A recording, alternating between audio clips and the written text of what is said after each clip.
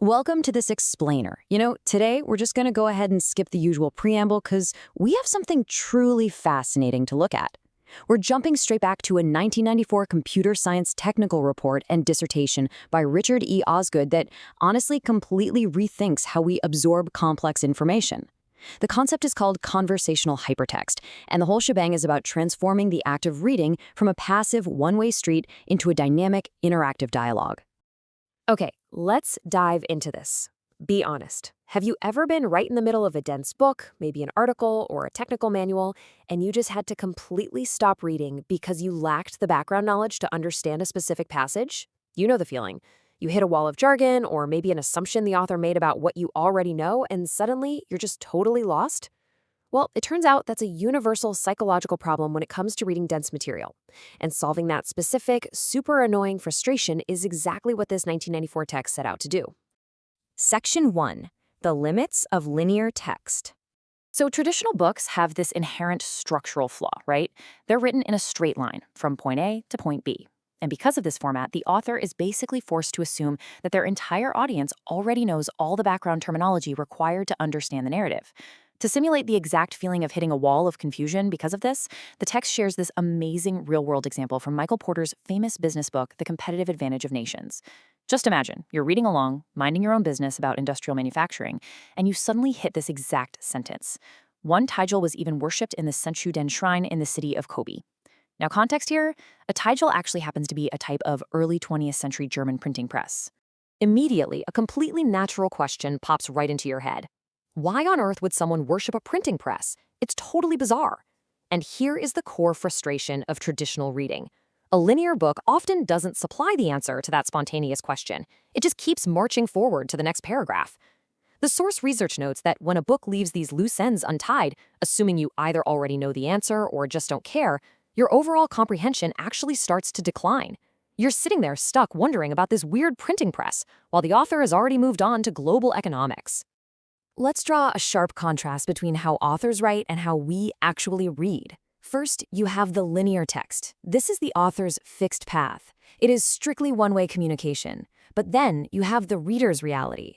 Literally every single reader brings a different level of prior knowledge to a text.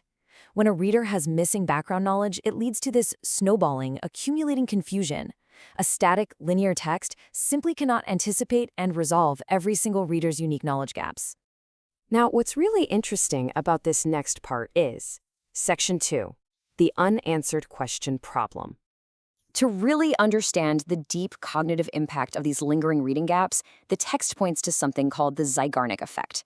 This is based on empirical psychological evidence all the way from 1927. Basically, this effect proves that unfinished tasks or pending goals are actually much more memorable to us than completed ones. So in the context of reading, an unanswered question, like, seriously, why worship a printing press, acts as a pending knowledge goal in your brain. That question is literally saved in your memory. It actively seeks its own answer, persistently distracting you from the rest of the text you're desperately trying to focus on. So what's the ultimate fate of these unanswered questions? Well, according to the text, it usually leads down a pretty highly counterproductive path. First, you get an accumulation of failed inferences. Basically, you try to guess what things mean and you get it wrong. Eventually, this can cause a total breakdown of comprehension. The reader becomes frustrated and entirely passive. Or even if you don't quit reading, it represents a massive missed opportunity for active learning. The text managed to spark your curiosity, but it totally failed to feed it. Section 3, reading like a conversation. And this brilliantly illustrates the author's radical solution to this psychological roadblock. What if there was a way to completely fix this dynamic? Think about having a conversation with a highly knowledgeable expert versus just reading their book. Linear reading is completely passive. The author dictates the entire flow. But conversational reading, that is inherently interactive.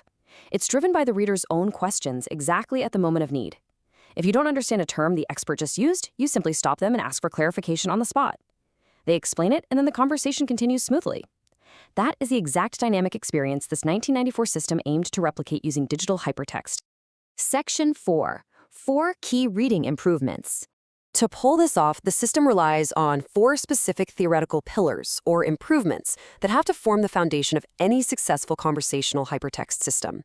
Number 1, the system must function as a question and answer-based dialogue.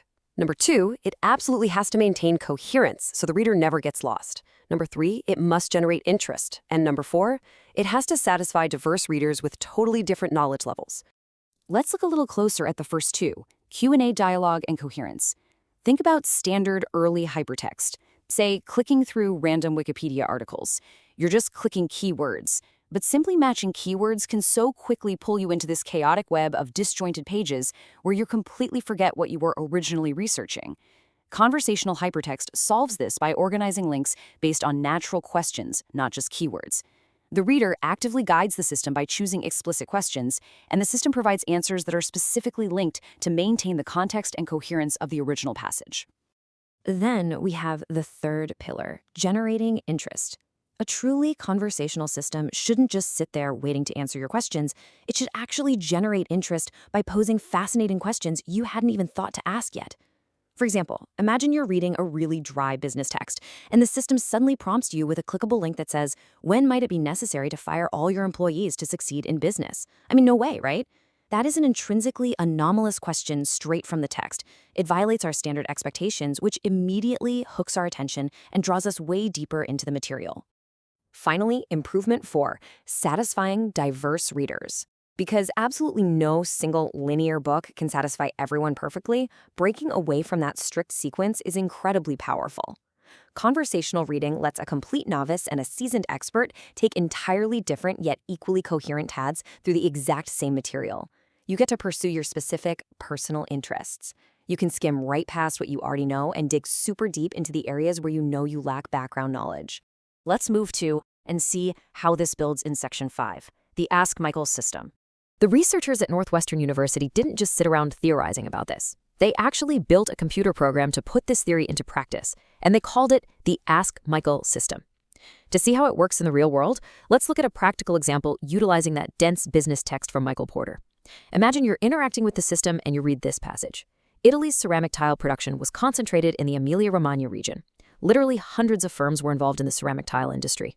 Now, if you're a curious, engaged reader, your brain immediately fires off some natural follow-up questions. You'd likely wonder, wait, why did the ceramic tile industry develop there specifically? And why on earth were there so many different competing firms clustered together in the exact same area? Instead of just leaving you hanging, the Ask Michael system anticipates these exact conversational questions and explicitly offers them to you as options to explore.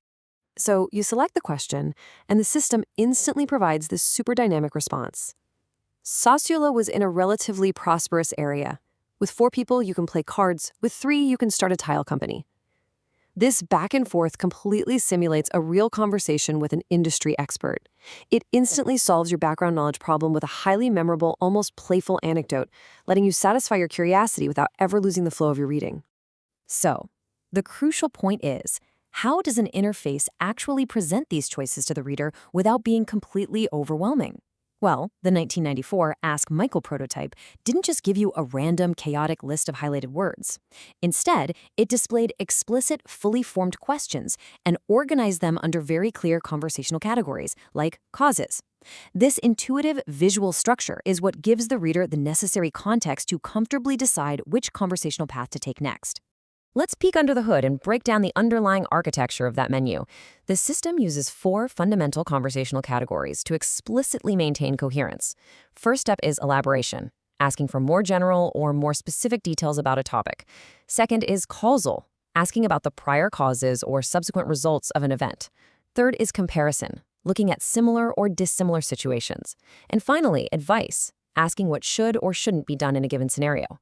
By grouping your choices into these specific conversational buckets, the reader always understands why a piece of information is relevant. It prevents you from ever getting disoriented in the digital text.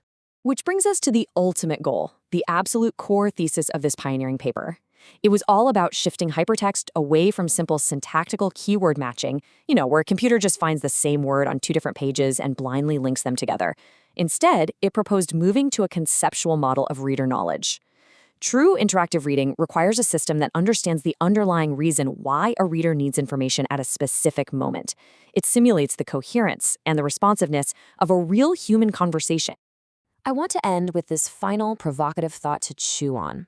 Think about your own reading habits for a second and the dense, complex material you have to tackle every single day. How much more could you learn, and how much faster could you master new subjects if literally every text you read could dynamically adapt to answer your specific, spontaneous questions exactly when you had them? It's an absolutely incredible vision of a world where documents adapt perfectly to your unique learning needs. Thank you so much for joining me on this deep dive into the brilliant mechanics of conversational reading.